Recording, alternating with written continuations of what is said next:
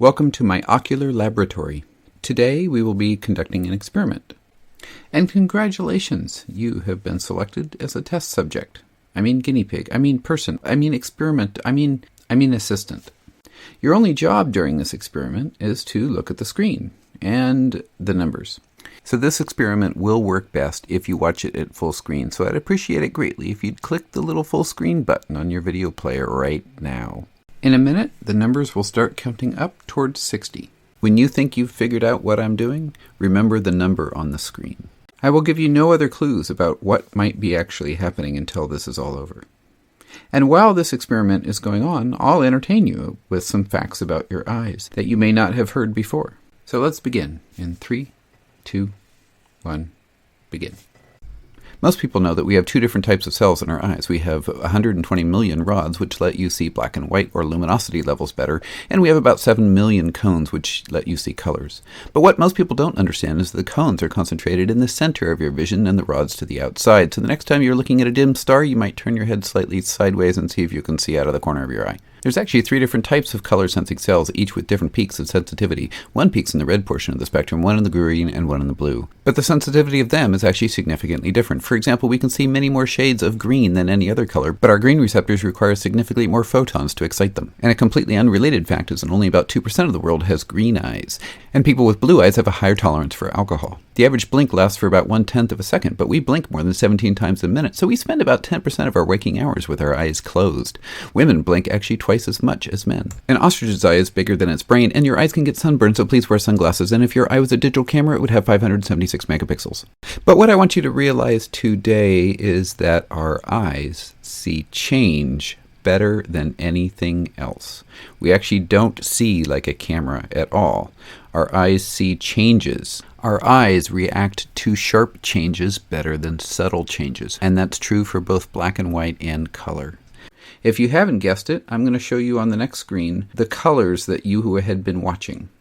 What you may have realized at some point was that I was gradually shifting the color in front of you. If you weren't paying really a close attention and you were listening to me talk instead, you may have missed it for a very long time. Both biologically and mentally, we don't detect changes that are occurring very, very slowly. In fact, this is why many optical illusions work, where the change is spread out across the image that you're looking at. I'd like to ask you a favor at this point. I'd like you to log what time it was on the screen when you actually saw the change or detected that this was what was going on.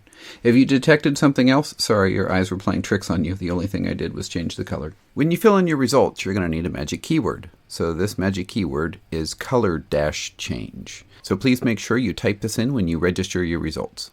It'll be an interesting scientific experiment to see where the average person detected the change. The data is being logged anonymously, so it'll never be reported what your actual value was, so please do log it honestly. And then come back and check the data occasionally, or you can sign up for my mailing list, and I'll give you a rundown on the final data in a newsletter post once we've collected enough data to make it a sufficient study. Well, you should be wondering at this point, why does this affect my photography? Why does this matter? Well, our eyes, as we scan across even a static image, are more affected by change right around an area than change clear on the other side. For example, take this 50% gray box that exists in the middle of a white square and in the middle of a black square.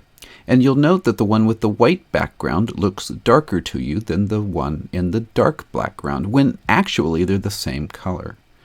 Well, here's the deal. When you're post-processing an image, you can play the exact same trick on people. If you really need to get more detail into your shadows, you can actually brighten them up a little bit more than you normally would think would be realistically possible, as long as they're surrounded by enough other dark material that the eye is tricked into believing that it's darker than it really is.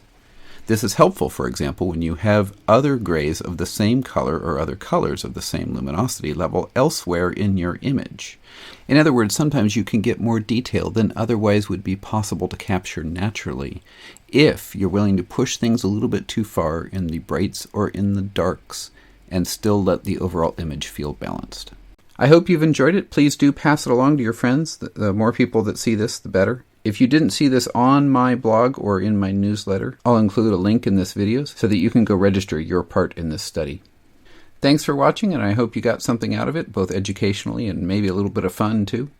If you like these sort of videos, please check out some of my other ones as well. Thanks very much for watching. This is Wes Hardiger with Captured on Earth Photography.